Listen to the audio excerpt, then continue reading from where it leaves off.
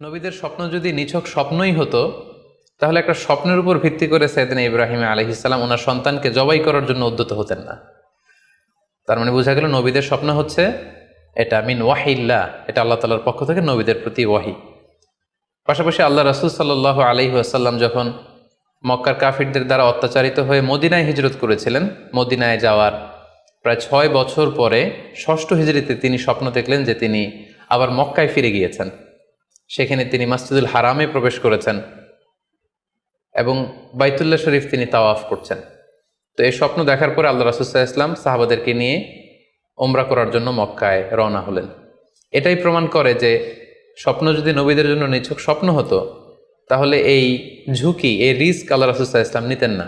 কিন্তু এই ঝুঁকি নিয়েও তিনি উমরা করতে গিয়েছিলেন, যদিও সে বছর তিনি উমরা করতে পারেননি, ওনাকে ফিরে আসতে হয়েছিল। তৎপরবর্তী বছর অর্থাৎ 7ম হিজরিতে তিনি এই উমরাটি সম্পাদন করেছিলেন। তো এই আয়াত এবং রাসূল সাল্লাল্লাহু আলাইহি ওয়াসাল্লামের এই ঘটনাকে কেন্দ্র করে বোঝা যায় স্বপ্ন শুধু নবীদের জন্য স্বপ্ন নয়, এটা ওহীর অন্তর্ভুক্ত।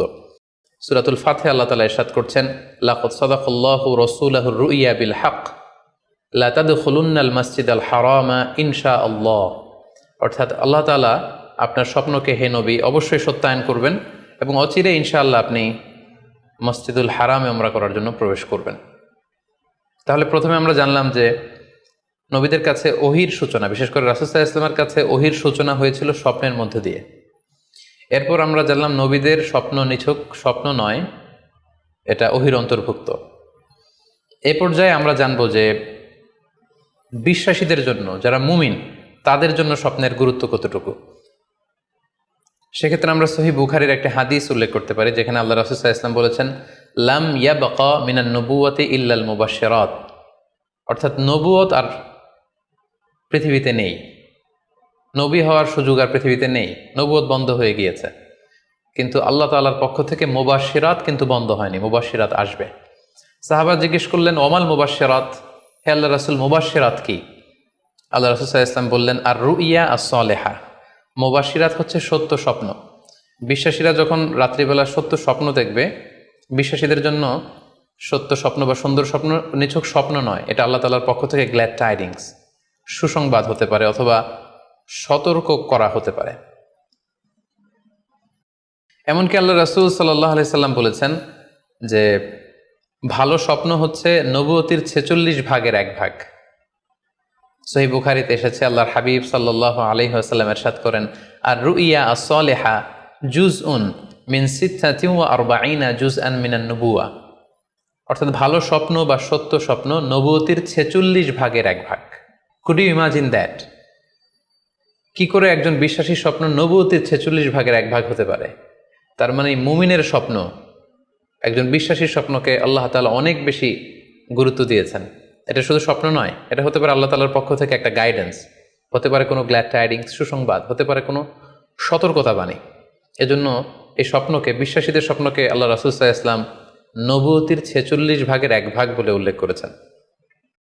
কেন তিনি বিশ্বাসীদের স্বপ্নকে নবুয়তির 46 ভাগের 1 ভাগ বলে উল্লেখ করলেন? এর কারণ হচ্ছে, আমরা জানি যে আল্লাহ রাসূল সাল্লাল্লাহু আলাইহি সাল্লাম তিনি নবী হয়েছিলেন কত বছর বয়সে? জি, 40 বছর বয়সে। এবং তিনি পৃথিবী থেকে ইন্তেকাল করেছিলেন 63 বছর বয়সে। অর্থাৎ ওনার নবুয়তির পুরো ডিউরেশনটা ছিল 23 বছর। তাহলে নবুয়তির সময়সীমা ডিউরেশন ছিল 23 বছর।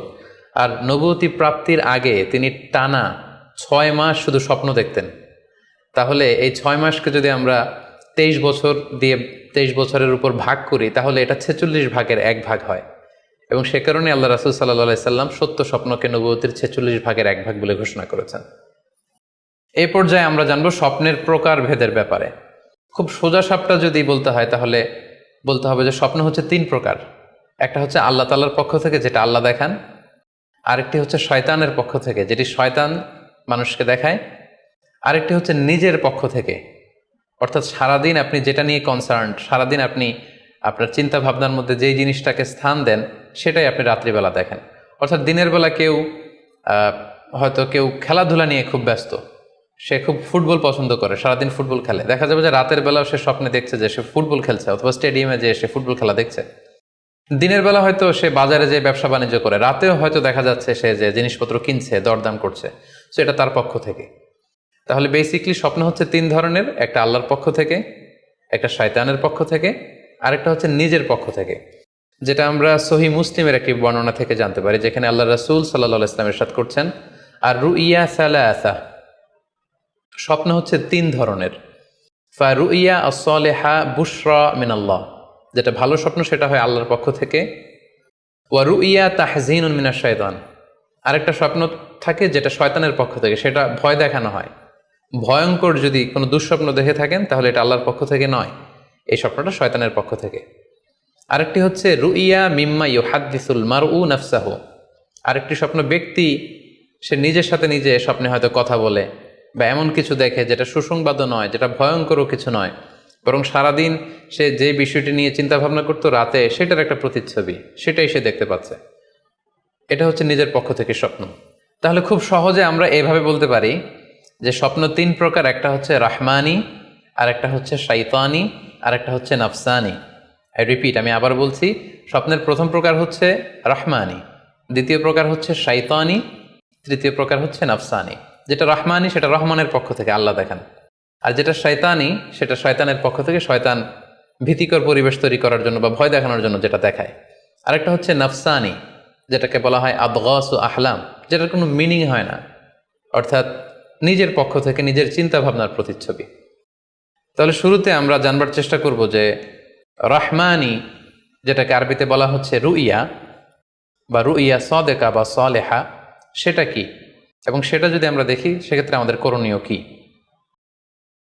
এক্ষেত্রে আমরা সহিহ বুখারীর একটি হাদিসকে উল্লেখ করতে পারি, যেখানে আল্লাহ রাসূল সাল্লাল্লাহু আলাইহি ওয়াসাল্লাম ইরশাদ করেছেন, ইযা রাআ আহাদুকুম রুইয়া ইউহিব্বুহা, তোমাদের কেউ যদি কোনো স্বপ্ন দেখে যে স্বপ্নটা সে পছন্দ করে, মানে স্বপ্নটা দেখে he feels good or she feels good, তার ভালো লাগছে, তাহলে বুঝতে হবে ফা ইন্নামা হিয়া মিনাল্লাহ, এই স্বপ্নটা আল্লাহর পক্ষ থেকে, এটা সাধারণ স্বপ্ন নয়, এটা খুবই অর্থবহ স্বপ্ন। তখন সে কী করবে? ফালিয়াহমাদিল্লাহ আলাইহা, সে তখন এই সুন্দর স্বপ্ন দেখার কারণে আল্লাহ শুকরিয়া করবে। ওয়াল ইউহাদ্দিস বিহা, এবং চাইলে সে এই স্বপ্নের কথা মানুষের কাছে বর্ণনা করতে পারে বা শেয়ার করতে পারে। তাহলে সহিহ বুখারীর এই হাদিসের ভাষ্য অনুযায়ী আমরা যেটা বুঝলাম, আমরা যদি ভালো কোনো স্বপ্ন দেখি তাহলে তিনটি কাজ করা যেতে পারে। প্রথমত আল্লাহর প্রশংসা করা, যেহেতু আমি ভালো একটি স্বপ্ন দেখেছি, আল্লাহর শুকরিয়া বা প্রশংসা আমরা করতে পারি। দ্বিতীয়ত চাইলে সুসংবাদ হিসেবে এই স্বপ্নটা আমি কারোর সাথে শেয়ার করতে পারি। আর তিন নাম্বার হচ্ছে এমন ব্যক্তিকে আমি শেয়ার করব যে আমাকে ভালোবাসে বা যে আমার শুভাকাঙ্ক্ষী, তা না হলে আমি হিংসার শিকার হতে পারি। কারণ আর নেয়ামাতু মাহসুদা, যে কোনো ধরনের নেয়ামতি, আপনি যদি আল্লাহর কোনো বিশেষ মার্সি, ব্লেসিংস বা নেয়ামত পেয়ে ধন্য হন, এটা সবার ভালো নাও লাগতে পারে, এটা সবার অন্তরে সহ্য নাও হতে পারে, ফলে আপনি হিংসার শিকার হতে পারেন। সো ভালো স্বপ্ন দেখলে আপনি চাইলে কারোর কাছে শেয়ার করতে পারেন, সেক্ষেত্রে সে যদি আপনার শুভাকাঙ্ক্ষী হয় বা আপনাকে পছন্দ করে, আপনাকে ভালোবাসে, এরকম কাছের কারোর সাথে আপনি শেয়ার করতে পারেন। আমরা সবাই নিঃসন্দেহে এরকম ভালো ভালো স্বপ্ন দেখতে চাই, আমরা কেউই ভয়ঙ্কর কোনো স্বপ্ন দেখতে চাই না। আমরা নিঃসন্দেহে এমন স্বপ্ন দেখতে চাই রাতের বেলায় যে স্বপ্নে আল্লাহ তাআলার পক্ষ থেকে আমাদের জন্য দিক নির্দেশনা থাকবে, অথবা কোনো সুসংবাদ থাকবে, কিংবা থাকবে আগাম কোনো সতর্কতা বাণী। এ জাতীয় ভালো স্বপ্ন যদি আমরা দেখতে চাই তাহলে আমাদের কি করা উচিত?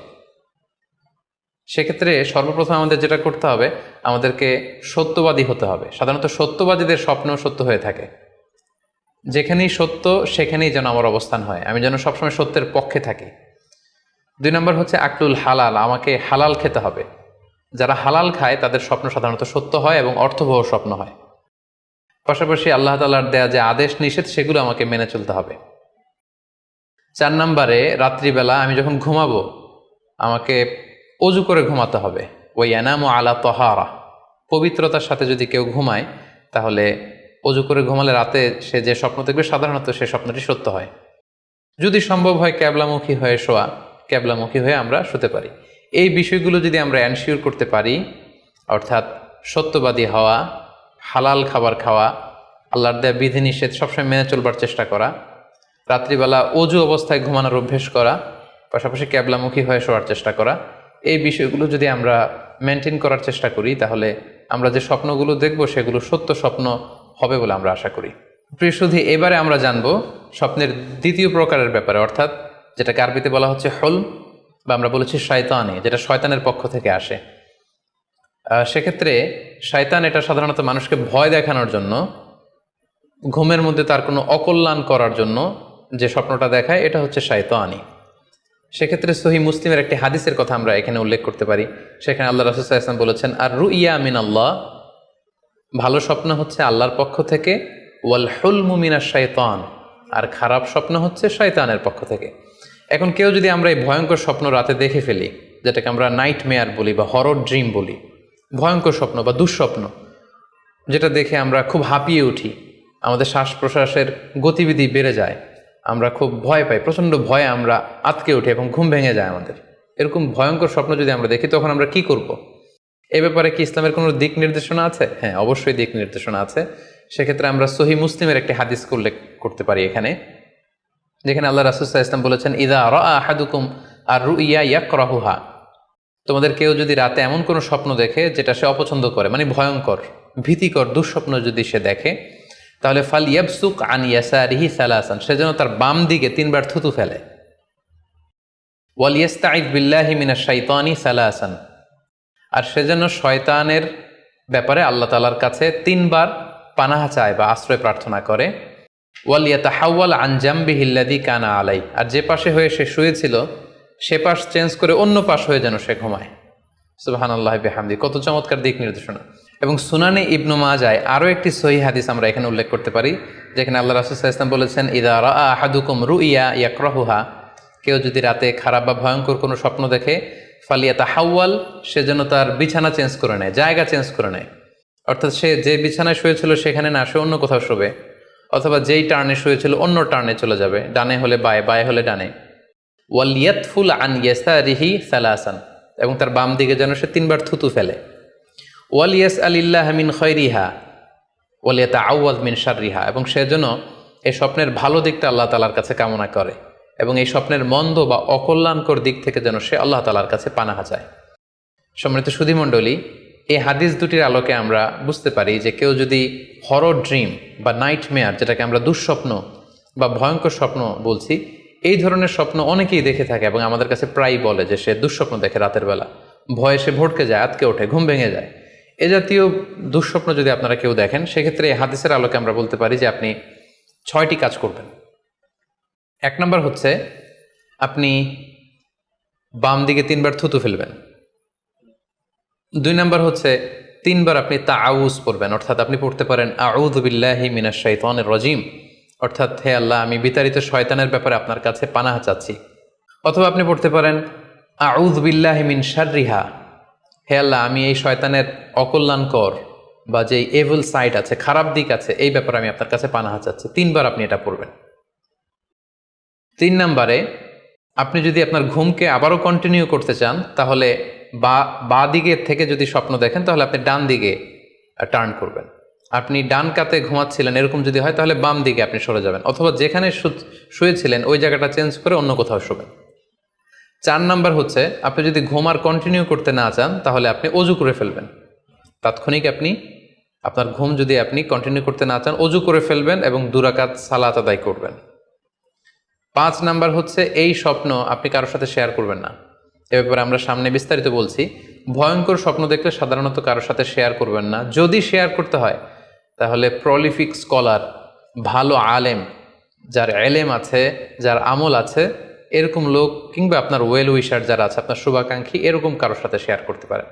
6 নাম্বার, যদি সুযোগ হয় আপনি কিছু চ্যারিটি করে যেতে পারেন, দান করে যেতে পারেন, কারণ সাদাকাতু তারুদ্দুল বালা, দান করলে, চ্যারিটি করলে এটা মানুষের বিপদ বা বালা মুসিবতকে দূর করে দেয়।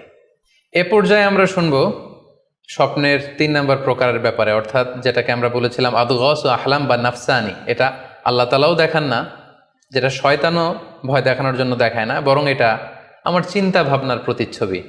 এটা সাধারণত অর্থহীন স্বপ্ন আমরা বলে থাকি, এটার কোনো অর্থ হয় না, বা আমার কল্পনাপ্রসূত স্বপ্ন। সারাদিন আমি যেটা নিয়ে ভাবি, যেটা নিয়ে আমি কনসার্ন বা টেন্সড, ওইটাই আমি রাতের বেলায় দেখছি। এ জাতীয় স্বপ্ন যদি আমরা দেখি, তাহলে এই স্বপ্নের কোনো অর্থ নেই, এটাতে কোনো দিক নির্দেশনা নেই, এটা সাধারণত অর্থহীন এবং কল্পনাপ্রসূত স্বপ্ন হয়ে থাকে। এই স্বপ্নের কোনো ব্যাখ্যা হয় না। সম্মানিত শুধু এ পর্যায়ে আমরা জানবো যে কোন স্বপ্নের ব্যাখ্যার প্রয়োজন হয় এবং কোন স্বপ্নের কোনো ব্যাখ্যার প্রয়োজন হয় না। সাধারণত ব্যাখ্যা প্রয়োজন হয় কি হয় না, এদিক থেকে স্বপ্ন 2 ধরনের। এক হচ্ছে সরিহ, মানে ডিরেক্ট ড্রিম, যেটা সুস্পষ্ট। অর্থাৎ রাতে আপনি যা স্বপ্নে দেখেছেন দিনের বেলা সেটাই ঘটতে দেখেছেন। আপনি রাতে স্বপ্ন দেখলেন আপনার কোনো একজন কাছের লোক মারা গিয়েছে, এরপরের দিন আপনি শুনলেন আসলেই সেই ব্যক্তিটি মারা গিয়েছে। অথবা রাতের বেলা আপনি কোনো একটা ঘটনা দেখলেন, তারপরের দিন সেই ঘটনাটাই আপনি ঘটতে দেখলেন।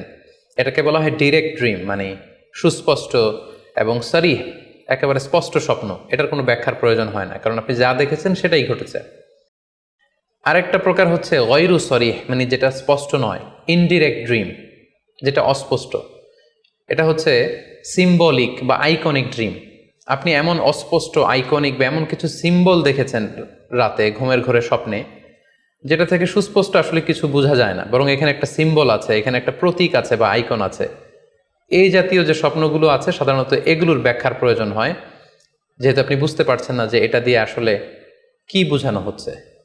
সম্মানিত সুধী, এ পর্যায়ে আমরা জানার চেষ্টা করব যে সত্য স্বপ্নের আলামত কি কি, অর্থাৎ কিভাবে বুঝবো যে আমি যে স্বপ্নটা দেখেছি এই স্বপ্নটা সত্য কিনা বা অর্থবহ কিনা। অনেকে আমাদের কাছে জানতে চায় যে আমি এই স্বপ্নটা দেখেছি, এটা কি সত্য স্বপ্ন, এটা কি অর্থবহ স্বপ্ন, বা এটা কি আল্লাহর পক্ষ থেকে কোনো গাইডেন্সমূলক বা দিক নির্দেশনা বা সুসংবাদমূলক স্বপ্ন।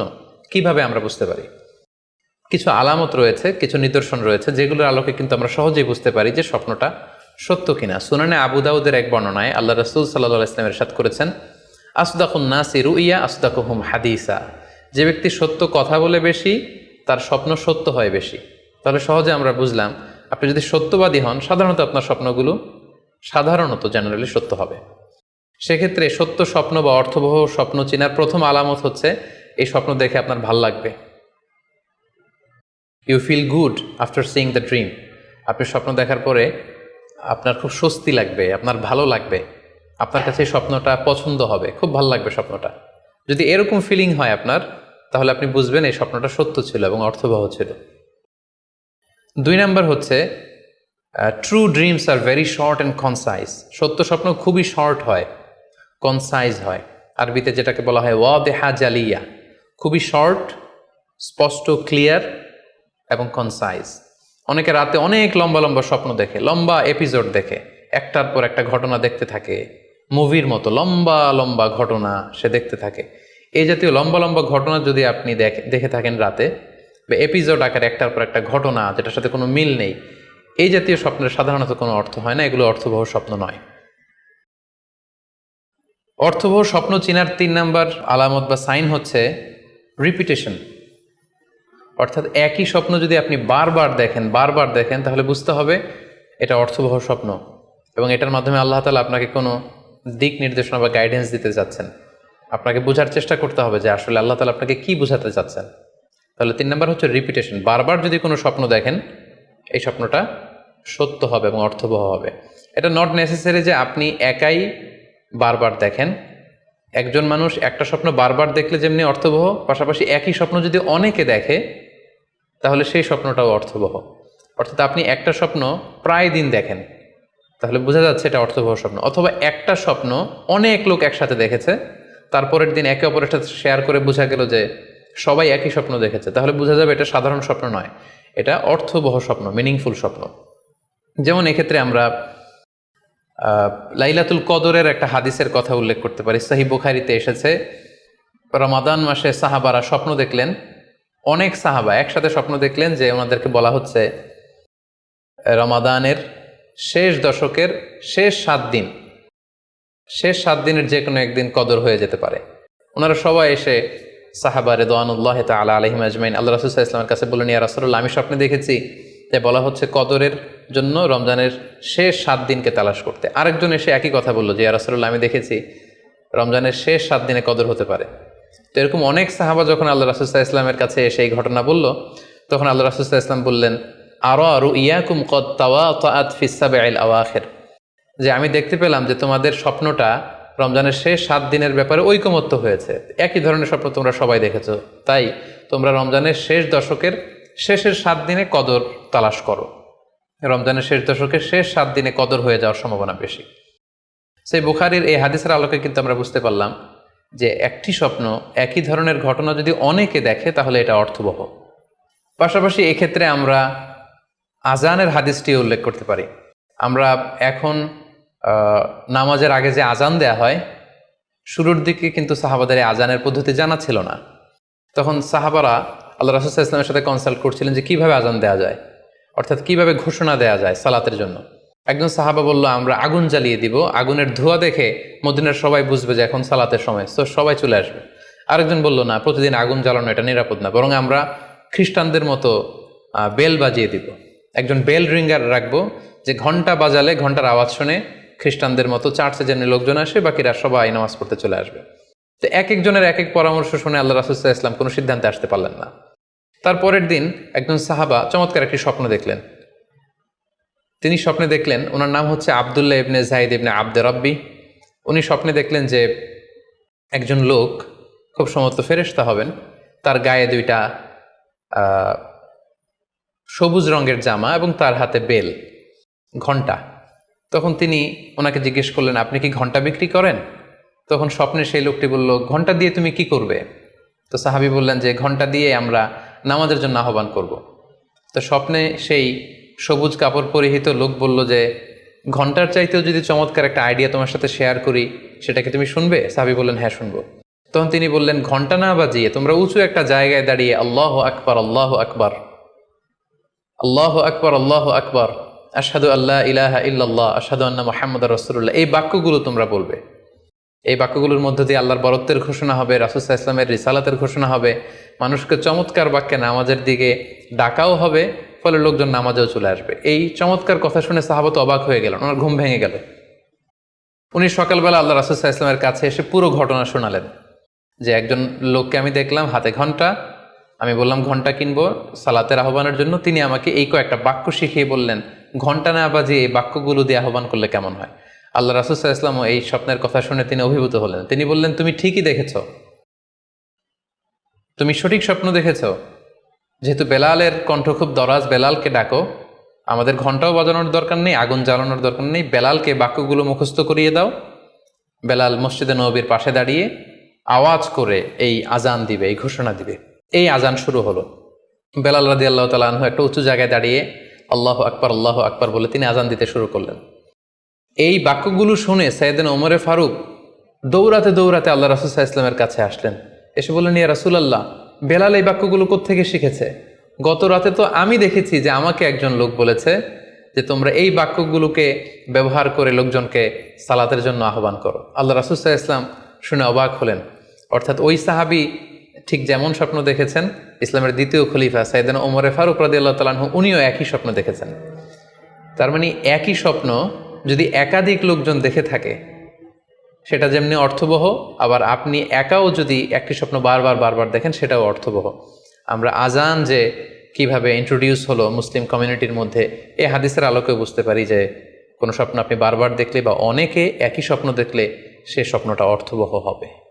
অর্থবহ স্বপ্ন দেখার 4 নম্বর সাইন হচ্ছে শেষ রাতের স্বপ্ন সাধারণত অর্থবহ হয়, অর্থাৎ লাস্ট 1/3 অফ দ্য নাইট, রাতের শেষাংশে যদি আপনি ফজরের আগ দিয়ে যে স্বপ্নটা মানুষ দেখে, সাধারণত এই স্বপ্নটা অর্থবহ হয়, এটা সত্য স্বপ্ন হয়। কারণ এই টাইমে আল্লাহ তাআলা প্রথম আকাশে নেমে আসেন বা মনোনিবেশ করেন এবং ডাকতে থাকেন, কার রিজিকের দরকার আমি রিজিক দেব, কার অর্থের দরকার আমি অর্থ এর ব্যবস্থা করে দেব, কার কি দরকার আমার কাছে চাও, অসুস্থরা আমি তাদেরকে সুস্থ করে দেব। সো ওই টাইমে আল্লাহ তাআলার বিশেষ একটা রহমত পৃথিবীতে নেমে আসে, ফলে শেষ রাতের স্বপ্ন সাধারণত অর্থবহ স্বপ্ন হয়। পাশাপাশি হাদিসে এসেছে যে কিয়ামতের আগ দিয়ে মুমিনরা যে স্বপ্নগুলো দেখবে, এই স্বপ্নগুলো সাধারণত অর্থবহ হবে। অর্থাৎ কিয়ামতের একেবারে আগ মুহূর্তে যখন মুসলমানরা খুব স্ট্রাগল করবে, মুসলমানরা যখন খুব বিপদে থাকবে, তখন মুসলমানদের যে স্বপ্নগুলো তারা রাতের বেলা দেখবে, এগুলো মিথ্যা হবে না, বেশিরভাগ স্বপ্নই সত্য হবে, অর্থবহ হবে। যেটা আমরা সহিহ বুখারীর একটা হাদিস থেকে জানতে পারি, যেখানে আল্লাহ রাসূল সাল্লাল্লাহু আলাইহি ওয়াসাল্লাম ইরশাদ করেছেন, ইযা ইকতারাবা যামানু লাম তাকাদ রুইয়াল মুমিনি তাকযিব, অর্থাৎ কিয়ামতের সময় যত ঘনিয়ে আসবে, কাছাকাছি আসবে, মুমিন বা বিশ্বাসীদের স্বপ্ন ঠিক তত সঠিক হতে থাকবে। মুমিনদের তখনকার স্বপ্ন বেশিরভাগই সত্য হবে, সেটা মিথ্যা হবে না। তাহলে এই হাদিস থেকে আমরা জানলাম কিয়ামতের আগ দিয়ে মুমিনরা যে স্বপ্নগুলো দেখবে, এগুলো সত্য হবে, অর্থবহ হবে। এ পর্যায়ে আমরা জানবার চেষ্টা করব যে স্বপ্নের ব্যাপারে কিছু ইসলামের দিক নির্দেশনা রয়েছে। আমরা যদি এই দিক নির্দেশনাগুলো, গাইডেন্সগুলো মেনে চলি, তাহলে স্বপ্ন নিয়ে আমাদের খুব একটা কনফিউশনে থাকতে হবে না।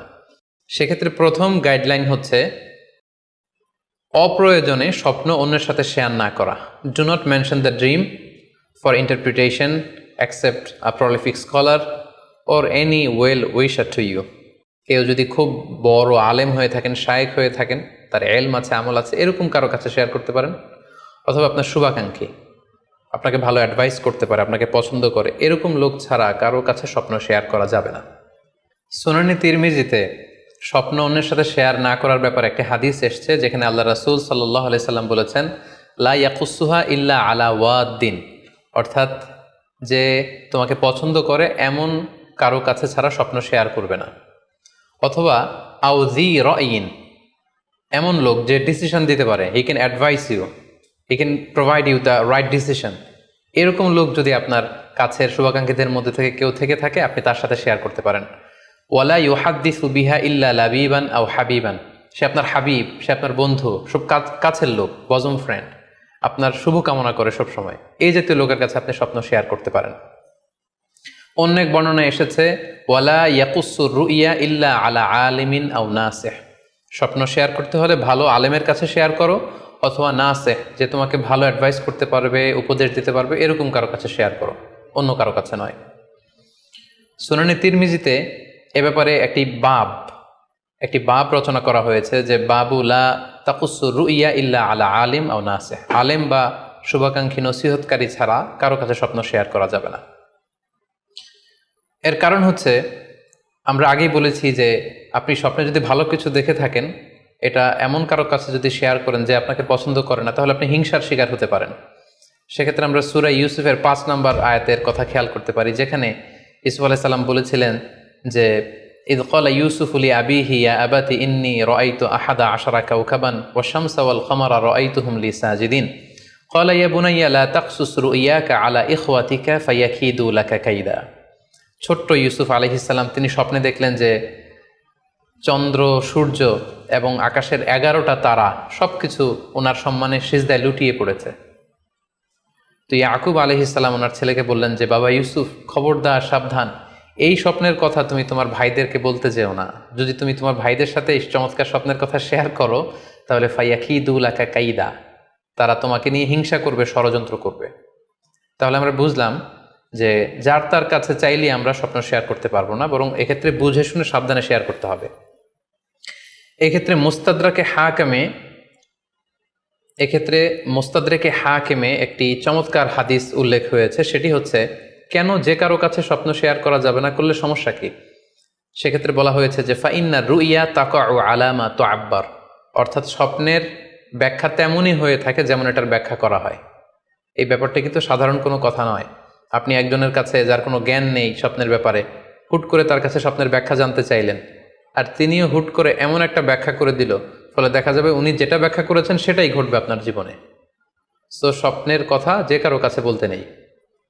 ফাইন্না রুইয়া তাকাউ আলামা তুআব্বার, কেননা স্বপ্নের ব্যাখ্যা তেমন হয়ে থাকে যেমন এটার ব্যাখ্যা করা হয়। সো ব্যাখ্যা যদি কেউ করতে চান, আপনি ভালো ব্যাখ্যা করবেন, জেনে শুনে বুঝে তার শুভাকাঙ্ক্ষী হয়ে সুন্দর ব্যাখ্যা করবেন, কেননা খারাপ কোনো ব্যাখ্যা করে দিলে সেই ব্যাখ্যাই হয়ে যেতে পারে।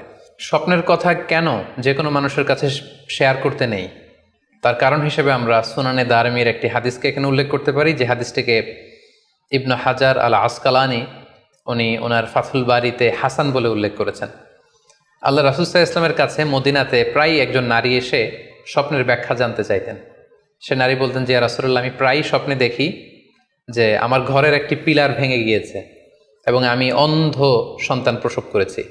এই নারীর স্বামী ছিল ব্যবসায়ী এবং সারা বছর ব্যবসার কারণে বিভিন্ন জায়গায় তিনি ঘুরে বেড়াতেন, এবং যখন ফিরে আসতেন যাওয়ার সময় তিনি স্ত্রীকে প্রেগনেন্ট অবস্থায় রেখে যেতেন, অর্থাৎ গর্ভবতী, আর এই বাচ্চাকে পেটে নিয়ে এই নারী সবসময় এই স্বপ্ন দেখতে থাকতেন। তো রাসূল সাল্লাল্লাহু আলাইহি ওয়াসাল্লাম স্বপ্নের ব্যাখ্যা বললেন, তুমি চিন্তা করো না, তোমার স্বামী সহি সালামতে ফিরে আসবে এবং তুমি সুন্দর সন্তান প্রসব করবে, ভালো সন্তান। এভাবেই চলছিল, যতবার তার স্বামী ফিরে আসে, সুস্থভাবে ফিরে আসে এবং সে সুন্দর সন্তান জন্ম দিচ্ছিল। হঠাৎ একবার সে নারী আল্লাহ রাসূল সাল্লাল্লাহু আলাইহি ওয়াসাল্লামের বাসায় এসে দেখলেন যে আল্লাহ রাসূল সাল্লাল্লাহু আলাইহি ওয়াসাল্লাম ঘরে নেই। আম্মাজান আয়েশাকে তিনি বললেন যে, আমি সবসময় এরকম স্বপ্ন দেখি। তখন আম্মাজান আয়েশা বললেন, তাহলে এই স্বপ্নের ব্যাখ্যা জানার জন্যই তুমি রাসূল সাল্লাল্লাহু আলাইহি ওয়াসাল্লামের কাছে আসো, তুমি কি স্বপ্ন দেখো? তখন সে নারী আম্মাজান আয়েশার কাছে খুলে বললেন যে, আমি স্বপ্নে দেখি যে আমার ঘরের একটি পিলার ভেঙে গিয়েছে আর আমি একটি অন্ধ সন্তান প্রসব করেছি। একথা শুনে আম্মাজান আয়েশা রাদিয়াল্লাহু তাআলা আনহা অবাক হয়ে গেলেন। তিনি বললেন, তাই নাকি? তোমার স্বপ্ন যদি সত্য হয় তাহলে ঠিকই তোমার স্বামী মারা যাবে এবং তুমি একজন ফাজের পাপাচারী সন্তান প্রসব করবে। ঠিকই দেখা গিয়েছিল তার পরের বছর তার স্বামী যখন আসলো, জীবিত আসতে পারেনি, তার স্বামী ইন্তেকাল করেছিল এবং এই নারী যে সন্তান প্রসব করেছিল সেটি ছিল একটি পাপাচারী সন্তান। তো এই ঘটনা আল্লাহ রাসূল সাল্লাল্লাহু আলাইহি ওয়াসাল্লাম শুনে আম্মাজান আয়েশাকে বললেন, আয়েশা তুমি এটা ঠিক করোনি।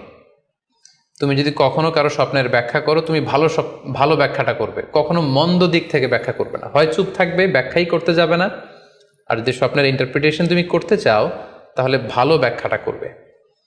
সম্মানিত শুধু এজন্য যে কারো কাছে আমরা চাইলেই স্বপ্নের কথা জানাতে পারি না, বরং সে যদি আপনার শুভাকাঙ্ক্ষী হয়, সে যদি স্বপ্ন ব্যাখ্যায় পারদর্শী হয়, সে যদি ভালো আলেম হয়, তাহলে তার কাছে আপনি স্বপ্নের ব্যাখ্যা জানতে চাইতে পারেন।